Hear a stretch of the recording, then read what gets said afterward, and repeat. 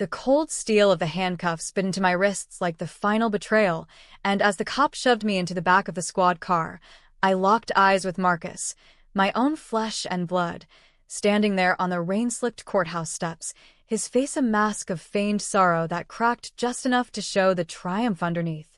"I'm sorry, sis," he'd whispered earlier that day in the holding cell, his voice dripping with a kind of pity reserved for roadkill, but I knew better. I'd built his empire from nothing, and now he was burying me alive in a federal prison for embezzlement I never touched. The engine roared to life, sirens wailing like banshees, and as the car peeled away, a sharp pain exploded in my chest, not from the injustice, but from the dull thud of the semi-truck that T-boned us at the intersection, glass shattering, metal twisting, my last thought a scream of rage.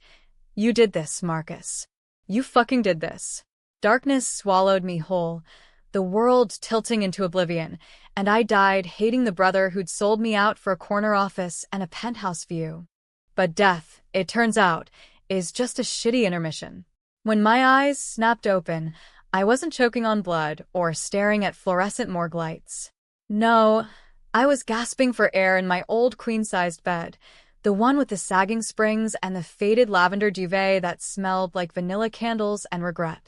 Sunlight filtered through the blinds of my cramped Brooklyn apartment, the kind of gray December morning that makes you want to burrow back under the covers and pretend the world's not spinning toward your doom. My hands, flung back the sheets, and there they were, smooth, unscarred, the faint callus from gripping a gavel in mock trials at Fordham Law still fresh, not the raw, chafed skin from years of scrubbing prison floors. I bolted upright, heart hammering like a jackrabbit on meth, and stumbled to the mirror above my dresser. Staring back was me, Aaliyah Hayes, 28, wide-eyed and unbroken, the version of myself from 3 years ago, before Marcus's lies turned me into a ghost. "Holy shit," I whispered, my voice cracking like it hadn't since that 8th grade talent show where I bombed the spoken-word piece on Malcolm X. This wasn't a dream. The date on my phone confirmed it, December 2nd, 2019, the day after Marcus's big promotion party, the one where he'd toasted to family first, while already plotting to frame me for skimming funds from our family's fledgling real estate startup. I'd poured everything into Hayes' legacy properties, my law degree on hold, weekends cold-calling investors, nights crunching numbers in that shoebox office on Flatbush Avenue. Marcus, the golden boy with his Wharton MBA and that easy grin that charmed venture capitalists like flies to honey, had been my partner, my brother. We'd started it in Mom's kitchen after Dad's heart attack left us scraping by on her nurse's salary, vowing to build something unbreakable. But greed's a hell of a drug, and Marcus got hooked fast.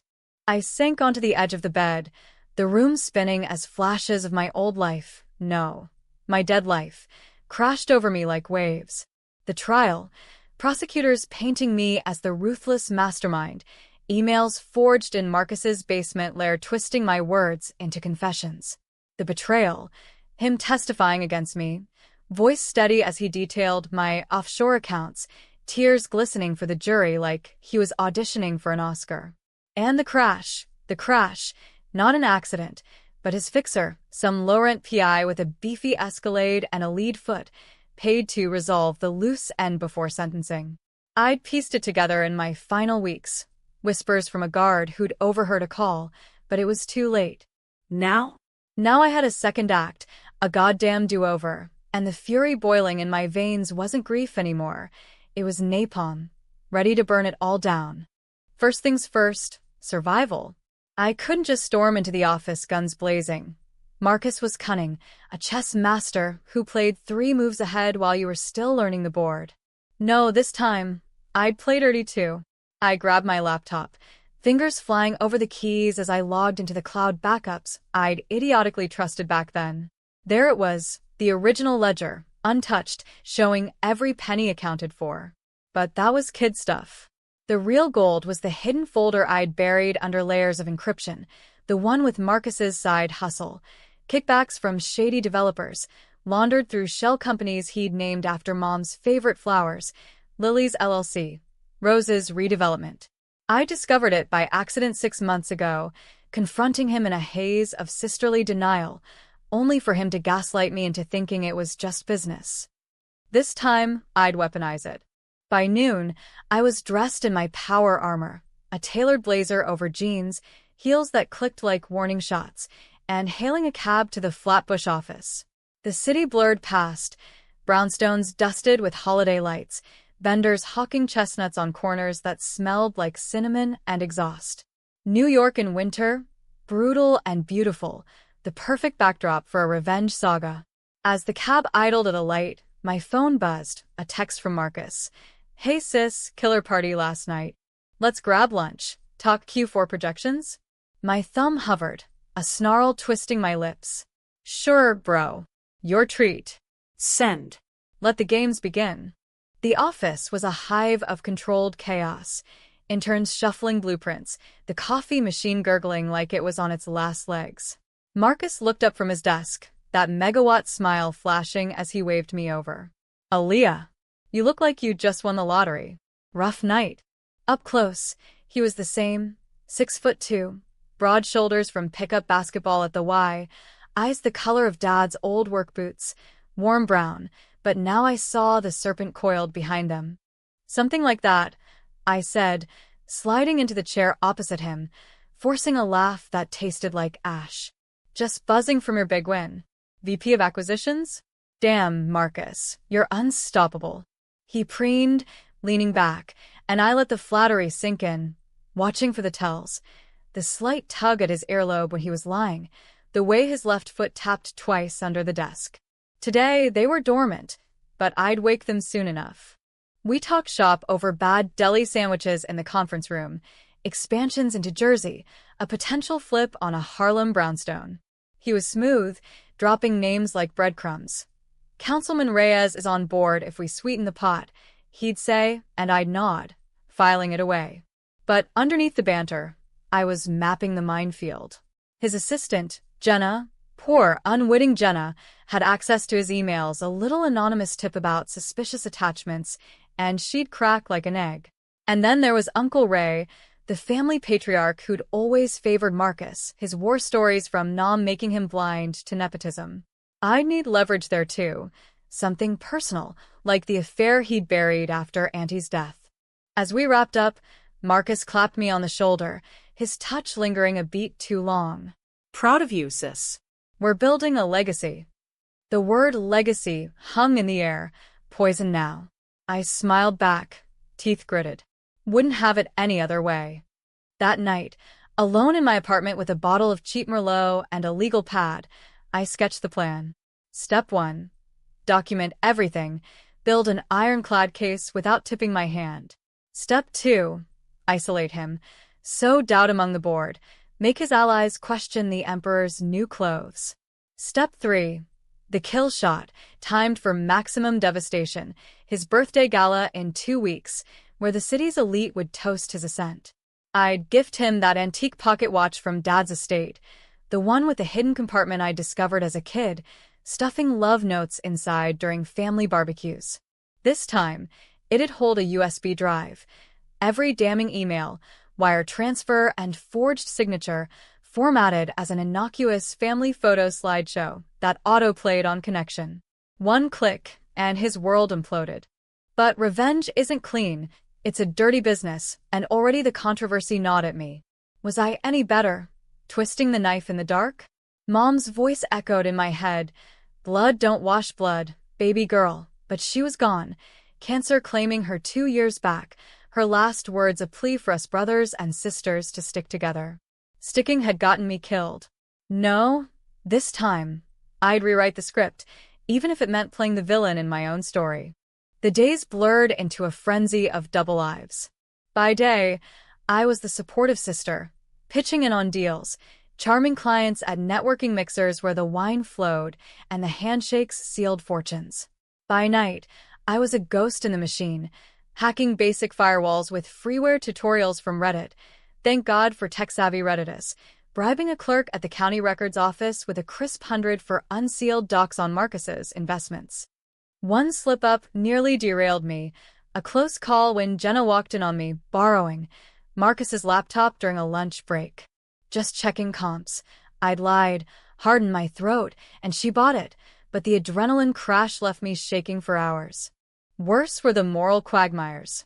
To get dirt on Uncle Ray, I dug into his past. Not just the affair, but the DUI cover-up from '05, hushed up with Hayes cash. Blackmail?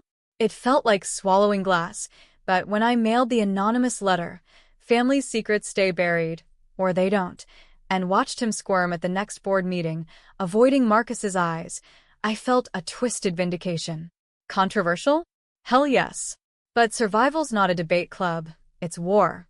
As the birthday loomed, the tension coiled tighter. Marcus noticed the shift, cornering me in the kitchenette one afternoon. "You okay, Aaliyah? You've been distant." His concern was a velvet glove over a steel fist, and I met his gaze, channeling every ounce of the dead woman's fire. "Just tired, bro. Big dreams keep a girl up." He chuckled, but doubt flickered. Good. Let it fester. On the eve of the gala, I polished the watch under my desk lamp, the engraved backplate glinting. To Marcus, "Time waits for no man, Dad." Inside the compartment, the USB nestled like a scorpion in silk. Tomorrow, I'd hand it over with a smile, toasting his future while dismantling his present. But as I lay in bed, staring at the ceiling cracks that mapped out like veins, a whisper of fear crept in. What if he saw through it? What if the twist wasn't his fall, but mine, dragged down by the same darkness I'd unleashed? Too late to turn back. The die was cast, and Aaliyah Hayes, reborn, was done playing nice.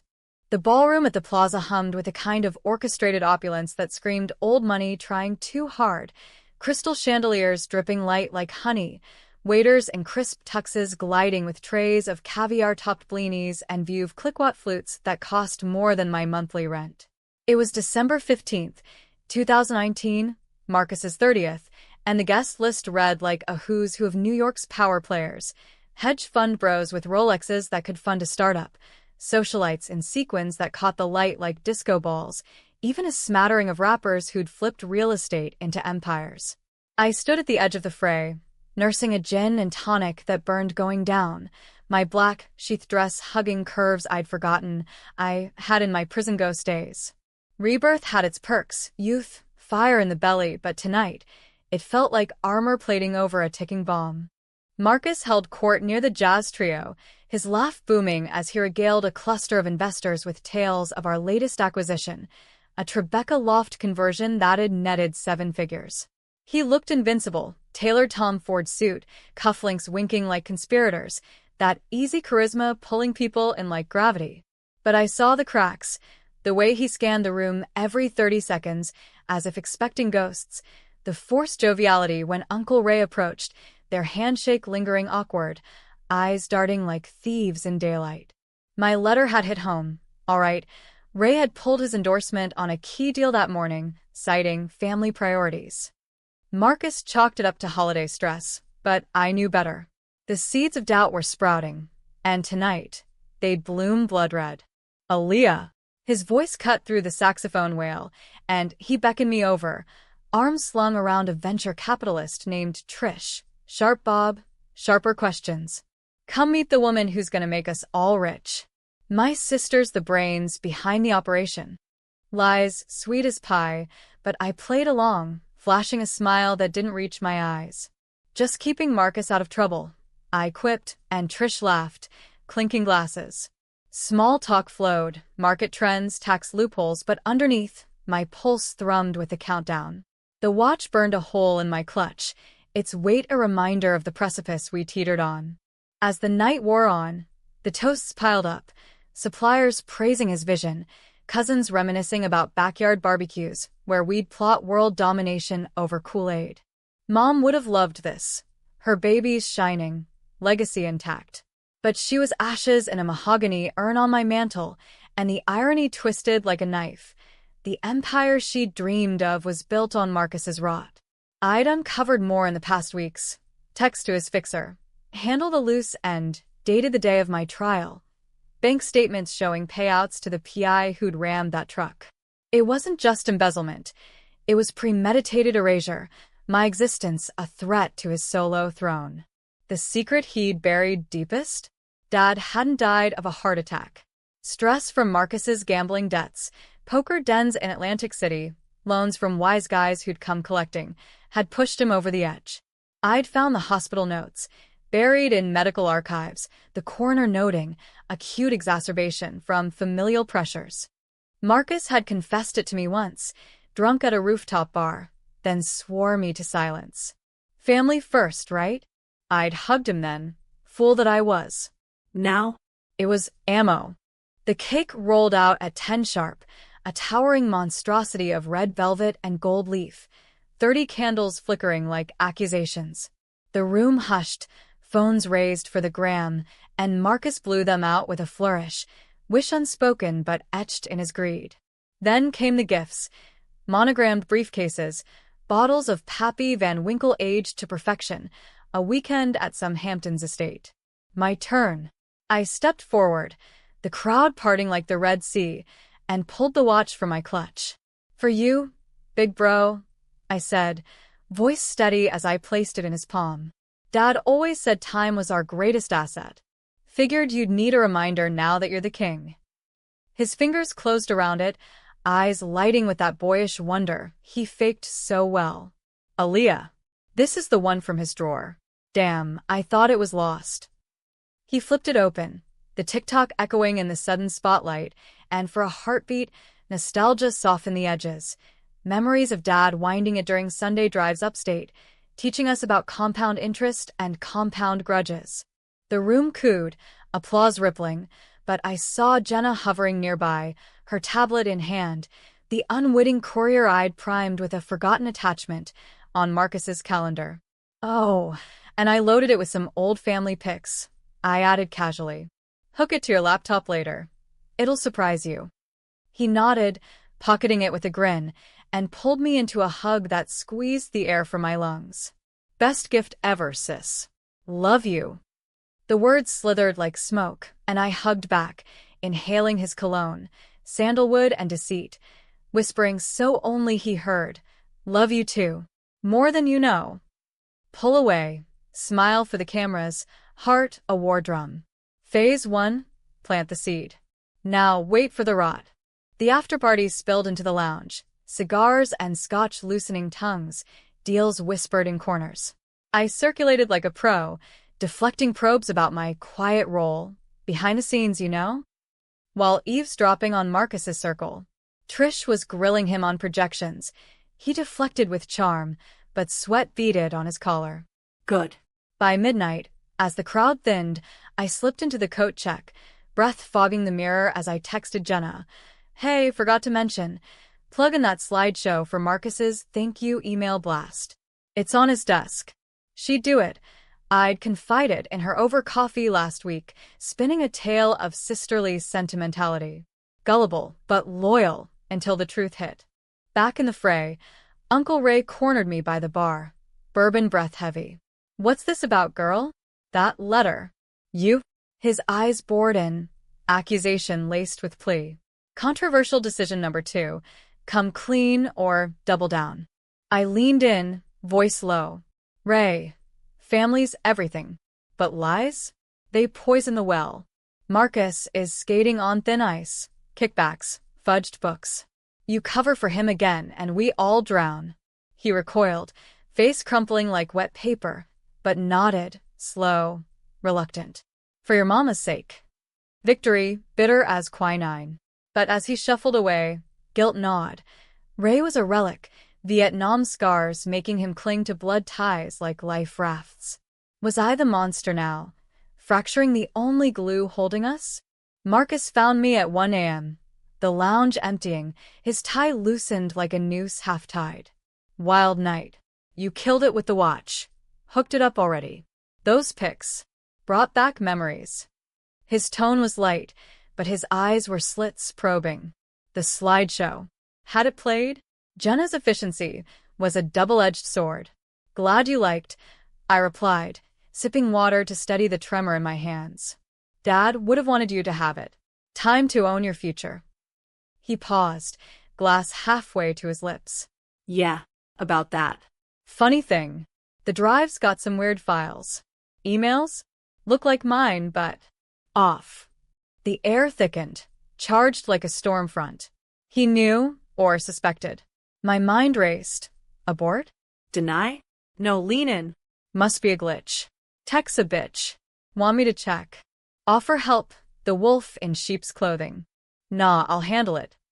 He forced a laugh, but the foot tap started, 2 quick beats. Gotcha. As he turned away, phone buzzing, I melted into the shadows, pulse roaring. The trap was sprung. Now, the jaws closed. But as confetti swirled in the AC vents like fallen stars, a deeper twist uncoiled in my gut. Flashes of the crash again. Not just Marcus's order, but my own complicity. I'd ignored the signs. The late nights he claimed were networking. The offshore alerts I'd dismissed as glitches. Had I enabled him? The rebirth wasn't just a gift. It was a mirror, forcing me to confront the sister who'd looked away. Dawn crept in as I cabbed home, the city a neon blur. Sleep evaded, replaced by visions of fallout. Indictments, headlines screaming Hayes Ayers' House of Cards. But controversy brewed hotter. Whispers from a burner app contact, a journalist I'd tipped anonymously. Deep dive on Hayes properties? Got leads. Once the story broke, innocence would burn, Jenna's job, interns' dreams. Was justice worth the collateral? Fuck it, I thought, staring at the watch's twin on my nightstand. For Dad, for Mom, for the me he'd erased, yes. The morning after dawned brutal, headlines trickling in via my alerts, not yet the tsunami but the first ripples, real estate scions' finances under scrutiny, sources say. I'd fed the beast carefully, anonymous drops to the Post, and a podcasty with a grudge against white-collar crooks. By 10, Marcus's text lit up my phone. WTF, Aaliyah? Call me now. I let it ring, sipping coffee black as my mood, the Brooklyn Bridge humming traffic outside like a dirge. The slideshow had auto-sent at 2 a.m. Jenna's doing, poor girl now probably curled in fetal position, blasting the board, investors, even Ray's personal email. PDFs of transfers to consultants, read, bribes, audio clips of Marcus strong-arming a zoning official over speakerphone. The watch. A Trojan horse, elegant and irreversible. I showed up at the office unannounced, the place a ghost town. Doors locked, phones forwarded to voicemail, only the janitor mopping last night's invisible spills. Marcus was in the conference room, pacing like a caged panther, laptop open to a frozen screen of incriminating spreadsheets. His head snapped up as I entered, eyes wild, red-rimmed. The golden boy cracked. You bitch, he hissed, slamming the table. This you're doing? The drive, the emails, you... No more games. I closed the door, leaning against it like a sentinel. Sit down, Marcus. Or don't. Makes no difference now. He lunged, but stopped short, smart or scared. We faced off across the oak expanse, the room smelling of stale coffee and desperation. Why? He demanded, voice breaking on the edge of a sob. We were family. I did this for us. For you? I corrected, voice steel. Dad's death? Your debts pushed him into that grave. Mom's chemo bills? You gambled them away, while I scraped for investors. And me? Framed, then run off the road like trash. I died, Marcus. Because of your legacy. The words poured out, cathartic venom, the first time I'd voiced the crash's truth. His face drained of color, realization dawning like a gut punch. The accident. You think I? No, Aaliyah, that was bad luck. The PI was just insurance. Liar. I slid my phone across, playing the call recording, his voice, tinny but unmistakable. Make sure she doesn't make court. Permanently. Found it in his cloud detritus, the arrogance of a man who never deletes. He staggered back, chair toppling, and for a split second, I saw the boy who'd shared ice cream cones on fire escapes, not the monster. Pity flickered, controversial, dangerous, but I crushed it. You buried secrets to build your throne. Now watch it crumble. Sirens wailed distant, closing in, feds, tipped by my evidence dump. Uncle Ray burst and then, face thunderous, flanked by two suits in cheap blazers. Marcus Hayes, you're under arrest for fraud, bribery, and conspiracy to commit murder. Cuffs clicked, Miranda rights droned, and Marcus thrashed, eyes locking on mine. Betrayal mirrored back, raw and ruined. You did this? My own sister? Spit flew, but I held steady, the reborn me unbreakable. Blood don't wash blood, bro. But truth? It cleans house.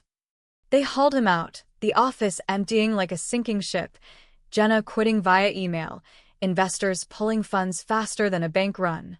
By evening, the story exploded. Hayes' empire implodes, murder plot, embezzlement rock New York City real estate. Protests brewed outside, activists decrying corporate greed in black-owned firms. My face anonymized but the narrative twisted. The whistleblower sister saving the day. Controversy peaked when Ray went public, confessing his complicity in the cover-ups, tearfully dedicating a foundation in Mom's name to honest legacies. Me?